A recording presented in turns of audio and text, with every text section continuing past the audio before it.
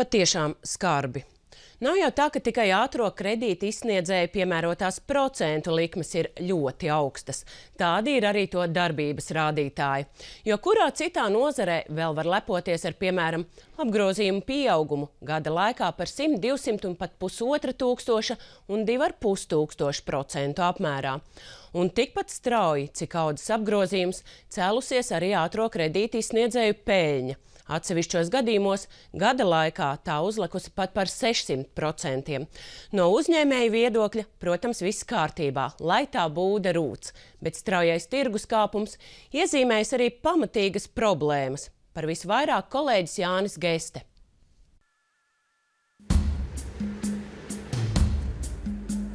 Glābēji īziņu sūtītāji ar vēsti, ka bankas kontā ieripojusi nepieciešamā naudas summa, savus ziedu laikus piedzīvojuši tieši pēdējos gados, līdz ar finanšu krīzi un banku piekopto stingro kreditēšanas politiku. Pēc būtības finanšu SOS pakalpojumu sniedzēja SMS veidā Latvijā sāk veidoties 2007. gadā, bet šīs kompānijas ar katru gadu sāk augt kā sēnes pēc lietus. Šobrīd tirgū reģistrēta vairāk nekā 10 ātro kredītu izsniedzēju, un viņa galvenais sauklis – aizņemies viegli, ātri un jebkurā situācijā. Pirmais kredīts līdz 200 latiem bez maksas. Kredīts tikai 15 minūtēs. Nekāda problēma, viens SMS un piķis tavā kontā. Saņemt picu ir tieši tik vienkārši. De facto nolēma pārbaudīt, cik viegli ātrā nauda nāk un vai tā pieejama tiešām visiem. Naudu aizņemties mēģināja studente Anna. Viņai ir 19 gadu un vienīgi ieņēmumi 40 latu stipendija. Pārējos izdevumus sedz vecāki. Interneta pārlūkā Anna paviesojās 10 zināmākajos SMS SOS pakalpojumu sniedzējos, un rezultāts mazliet negaidīts. Gandrīz visos atteikums nepietiekamā vecuma dēļ. Tiesa sīka, bet tomēr viltība, lai arī ieejot naudas aizņemšanās portālos uzreiz jānorāda savs personas kods, vairumā gadījumu par to, ka vecums neļauj saņemt kredītu, aizdevējs informē tikai pēc 1 centīma pārskaitīšanas uz uzņēmumu kontu. Tomēr arī Annai pie naudas izdevās tikt. Tirgus līderis ar vismaz 55% tirgus daļas For Finance grupā ietilpstošais SMS kredīta LV 5 minūšu laikā aizdeva 200 latu. Un tas, neskatoties ne uz Annas vecumu, ne mazajiem ienākumiem.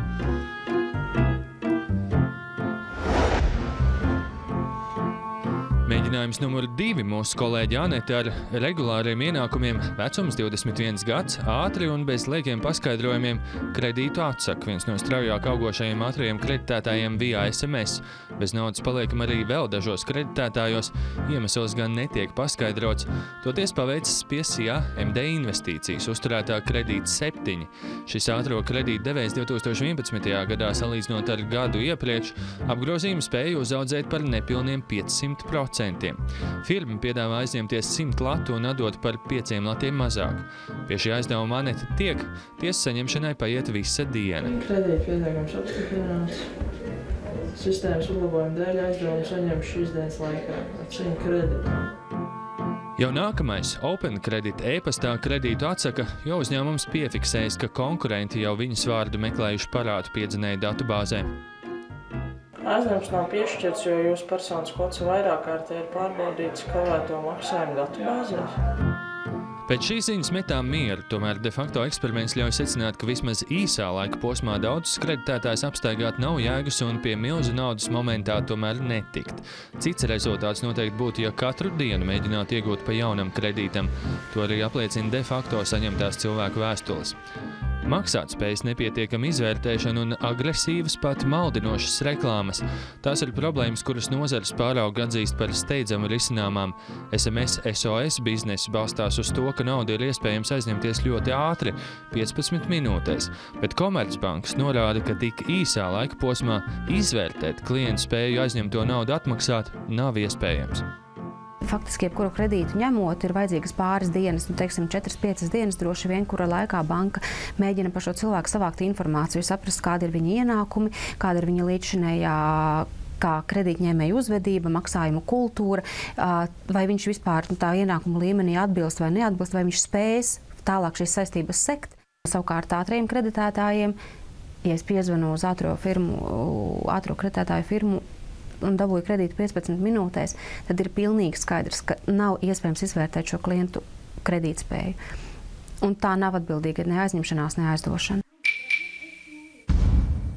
Ātro kredītu nozari šobrīd uzrauga Patērētāju tiesību aizsardzības centrs. Tā vadītāja atzīst, tieši maksātspējas vērtēšana ir galvenais jautājums, kuru šogad vajadzētu atrisināt arī likumdošanas ietvaros.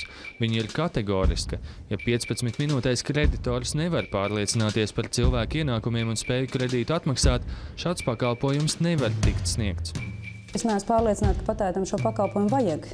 Tas, ka viņam liekas kādā mirklī, ka viņam šo pakalpojumu 15 minūtēs vajag, tas nenozīmē, ka viņam tiešām vajag un ir tiesības uz šādu pakalpojumu 15 minūtēs, jo gal galā uz hipotekāro kredītu 15 minūtēs jums nav tiesību. Tā kā, ja viņi to nevar izdarīt, tad tāds pakalpojums nav manā skatījumā vajadzīgs sabiedrībai.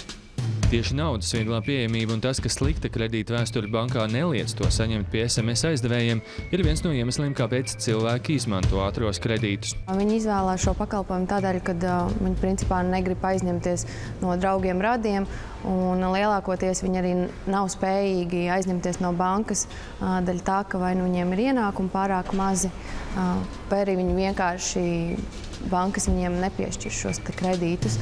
Ātro kredītu tirgus kāpumu novērojuši arī parādu piedzinēji. Ja kopējais parādnieku skaits nemazinās un īpaši neaug, tad struktūra gana. Mazāks ir banku nemaksātāju skaits, toties lielāks ātro kredītu klientu. Turklāt puse no nemaksātājiem parādu piedzinējiem jau ir zināmi. Tas nozīmē, aizdevumi neatmaksā atkārtot. Viņi izmanto šo iespēju, kā kreditors, kas ir nokreditējis viņu vakardien, nezina, ka viņš ir aizņēmies, un viņš nākošā dienā startē pie cita un aizņems atkal. Risinājumu šīm situācijām sola meklēt ekonomikas ministrija, un jauši vai nejauši sarosījušies arī paši nebanku kreditētāji, kuri šodien atdzīvināja jau pirms kāda laika nodibināto asociāciju, un tagad sola paši tirgu sakārtot, parakstot labās prakses standartu.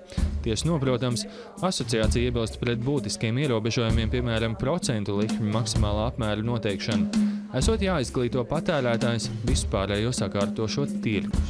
Šobrīd šie risinājumi īsti precīzi nav nekur. Viņi ir tikai tādi ātrumā un iespējams daži nepārdomāti un populistiski izskanējuši, tāpēc, lai reaģētu kaut kā uz atsevišķiem šiem gadījumiem, kas ir publiskajā telpā izskanējuši, skaidru piedāvājumu līdz galam vēl joprojām nav. Ātrie kreditētāji no valsts sagaidot vienotu kredītņēmēju reģistru. Tas ļaušot izvairīties no situācijām, kad pie naudas tiek cilvēki, kuriem tā nebūtu jādod. Tomēr problēma vēl jau ir kur citur, pašu aizdevēju atbildībā. Patērētāja aizsarga norāda, tāpēc drīzumā klāt būs jāķeras arī ātrās naudas reklāmām, kas esot maldīgas un rada priekšstatu, ka nauda īziņā ir tikai glābiņš un saistības nerada. Mūsu skatījumā neviena no reklāmām, kura aicina cilvēkus iesaistīties, tā kā paņemt kredītu un dot par to kaut kādas dāvanas, bezmaksas picas vai koncertus, tā viennozīmīgi ir bezatbildīgas aizņemšanās veicināšana.